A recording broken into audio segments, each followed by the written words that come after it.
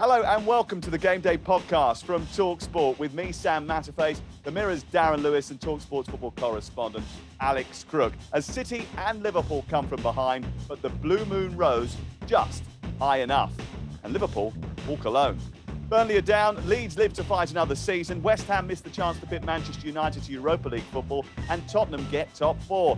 Son wins the Golden Boot, and how do we give the boot to the idiots that just won't stop coming on the pitch? They are blighting our game, just stay off. If you went on the pitch, you're in danger of taking football back to the dark ages. We'll get into it. It's the Game Day podcast from talkSPORT after a season finale to cherish. Yes, Manchester City are the champions. They have beaten Aston Villa by 3-2, coming back from 2-0 down. Meanwhile, Liverpool, they conceded a very early goal against Wolverhampton Wanderers and then came back and won themselves. It was a day of drama, befitting a wonderful season. And yeah, look, we had a little bit of a laugh with Darren Lewis at the front of the podcast because he's a massive Liverpool fan and it is a little bit of heartache for Liverpool. But actually, I think they should be proud of what they've achieved over the course of the season. The fact that they've got to within a point of this great Manchester City side should be something to be celebrated, even though that's very difficult to take when that whistle blows. And there were chances, there were moments when Liverpool could have gone top of the table at parts during the course of the afternoon, Darren. Yeah, absolutely.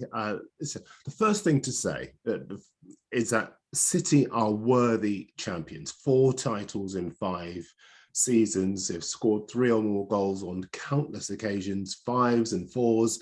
They've played exhilarating football. They've imposed themselves on the opposition home and away.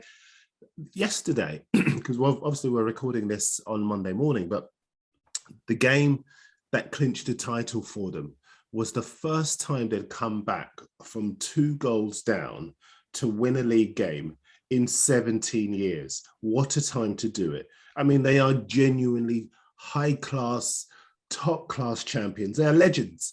And so wherever disappointment anyone of a Liverpool persuasion might feel, sometimes you have to just take your hat off and say, we lost to the better team. And I think the better team on the day, they will be remembered for years and years and years. They are truly outstanding. Yes, and Pep said afterwards, we feel like legends, and so they should as well, because the Premier League title has been decided on the final day on 9 occasions since its inception, and each of the last 4 times, it's been Manchester City that have won that title. 2012, 2014, 2019, and 2022. And it was a dramatic day, actually, because they were 2-0 down with 75 minutes gone. So with 15 minutes to go, Liverpool had a great chance to win the title. It all looked as if it was going their way. But ultimately, City have got this remarkable ability to pull something out of the fire, haven't they? They are absolutely outstanding. And I was especially pleased for İlkay Gündoğan because he's one of those players that actually goes under the radar. Last year, obviously, he was their top scorer and he was the main source of goals. And this season, we haven't seen as much of him. But to score 2 goals in that fashion, I think it was 5 minutes and 36 seconds they turned that game around in. That is absolutely unbelievable. And it shows the character in that team. I suppose the bad news for everybody else, Crook, is that Liverpool got this close to Manchester City when they didn't have a striker. And now they've got Erling Haaland walking through the door.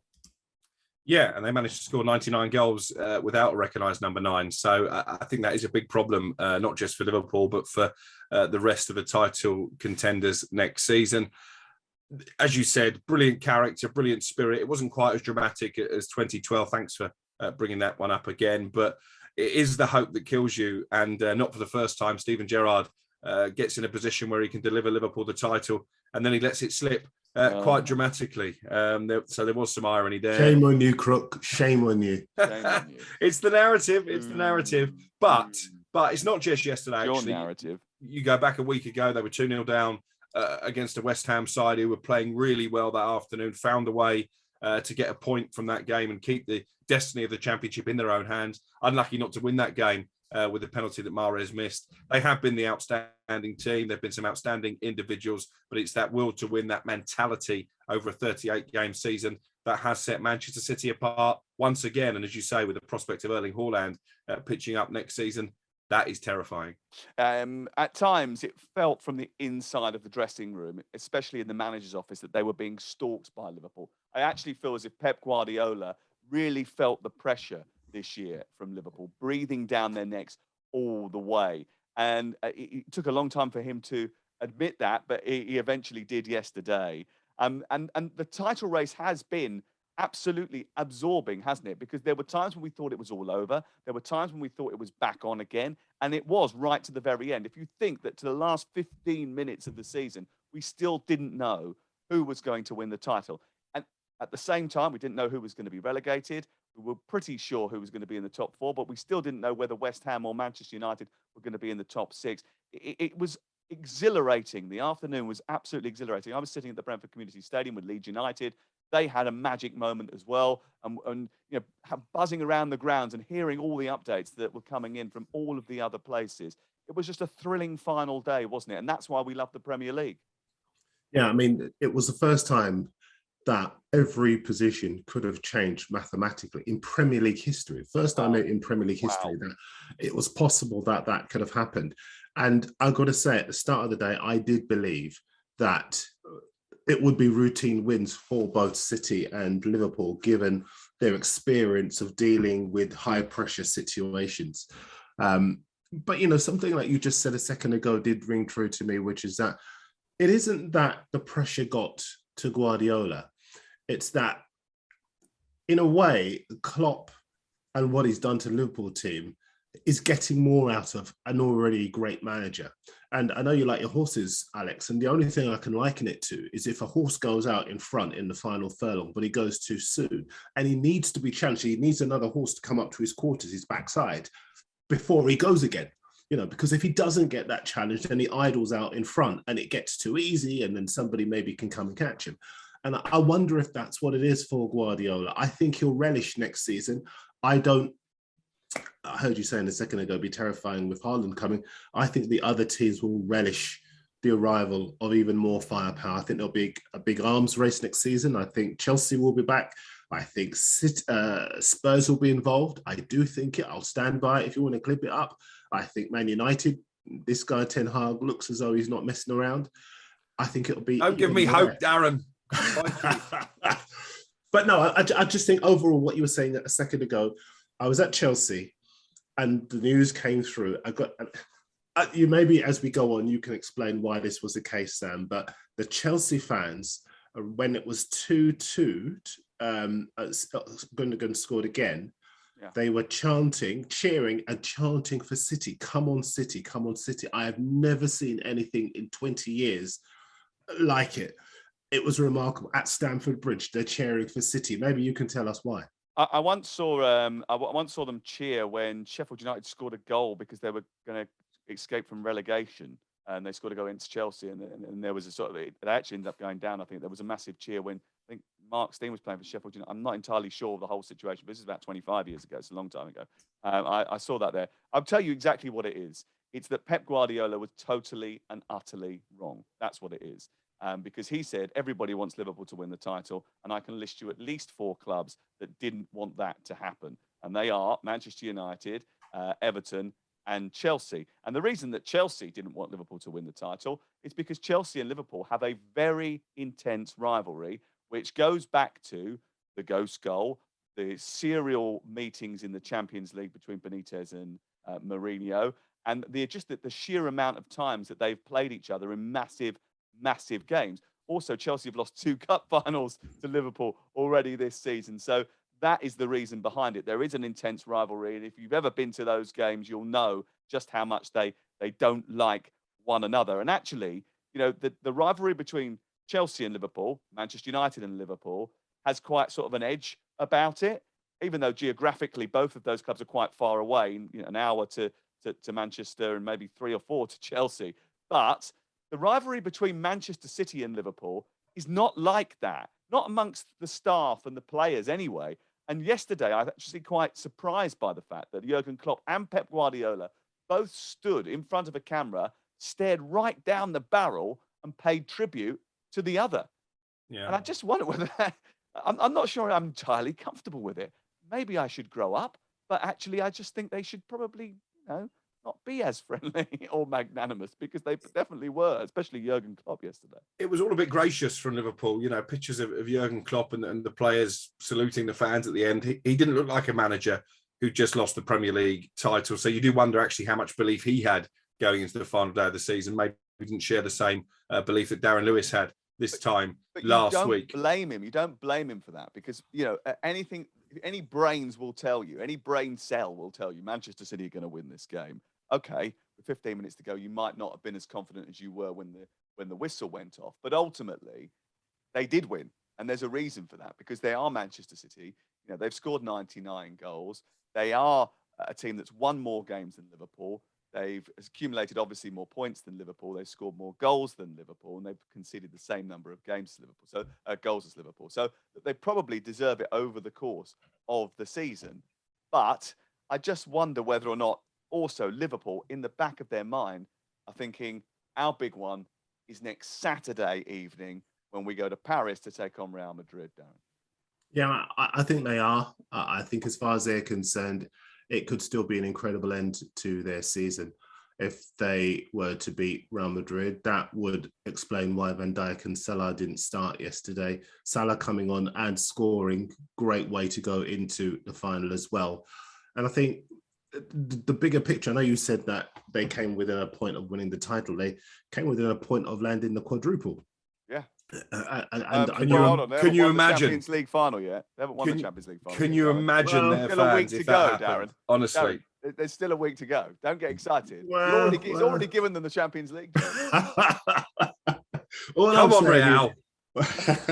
All I'm saying is that I think as far as Liverpool are concerned, there is a supreme confidence going into the game. Listen, all the joking aside, I wouldn't write off Ancelotti. He's a guy who knows how to win it. He could become the only man ever to win 4 Champions Leagues. Keep your powder dry on that. We've got a whole Champions League podcast to do on Thursday. So all right, well, let me know. But look, just overall, I think what Jurgen Klopp has done this season, I cast my mind back to last season when you guys were killing me when I was saying to you, when Van Dijk comes back, you will see the difference in this Liverpool team. And I said it time and again, you take him out and that defence is rudderless. You put him in there and they've got leadership, they've got organisation, they've got a platform that gives them a confidence to express themselves. And that's exactly what you've seen this season. So it's no... Well, hands up. I'll let you put your hands up to it. You were right. Absolutely. Sorry, I can't hear you. Sorry, say again. You were right. You were absolutely right. No, I'm having trouble with this here, so let me try this one. Well, yes, that's because you're about 900 years old. Yes and no. That they didn't win the title without Van Dijk last season, and they didn't win the title with Van Dijk this season. So let's not give him too much credit. But listen, I never thought I'd say this. They only got about 30 points extra. I never thought I would say this as a Manchester United supporter, but Manchester City have basically saved football. Can you imagine if Liverpool won all 4 trophies? That would have been absolutely unpalatable. And I tell you what, I was watching the game in the green room at talkSPORT yesterday. Everybody was leaping up and down when Manchester City got their winning goal. So despite what Pep Guardiola says, I think there are more than 4 clubs that didn't want Liverpool to win the league. I think everybody, apart from Liverpool fans, wanted Manchester City to take that title. I've got to just say, look, all of our jousting and joking aside, the reason why we do this job, and it's an important point to make, is because we love the sport, the spectacle, the competition, and we love supreme ability.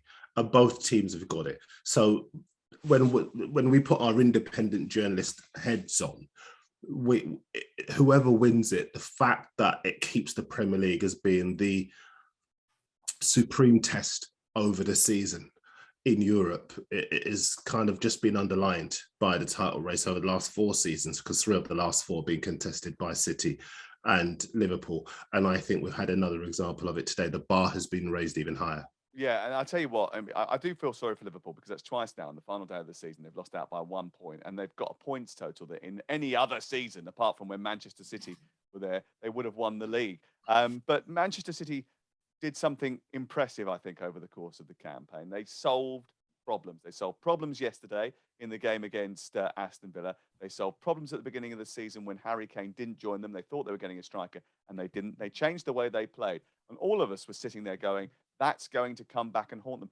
Actually, it did come back to haunt them in the Champions League. That was a bit of an issue, because although they've scored 99 goals over the course of a league season, you can probably account for the fact that you haven't got a striker in the big moments across 38 games. in knockout competitions, sometimes you do need to have someone in the particular 5 minutes of a match where you have to go and win it. Now, yesterday they managed to come up with a solution to that, but over the course of the season, the Champions League, the League Cup, and the FA Cup, they didn't. They didn't get to any of the finals, and I'm sure that Pep Guardiola will be disappointed by that. But what he won't be disappointed by is the fact that in the absence of a striker, what they did is they focused on dead ball situations. They scored a quarter of their goals from dead balls this season in the Premier League, and that's a solution to a problem that he has been able to find. And we talk about genius and etc. He's just a very clever football manager, isn't he? He's brilliant. I think also he's so pig-headed that when people were writing them off, and I was certainly one of those saying, well, they can't win the league without a centre forward, he almost made that his personal mission, I think, to prove people wrong.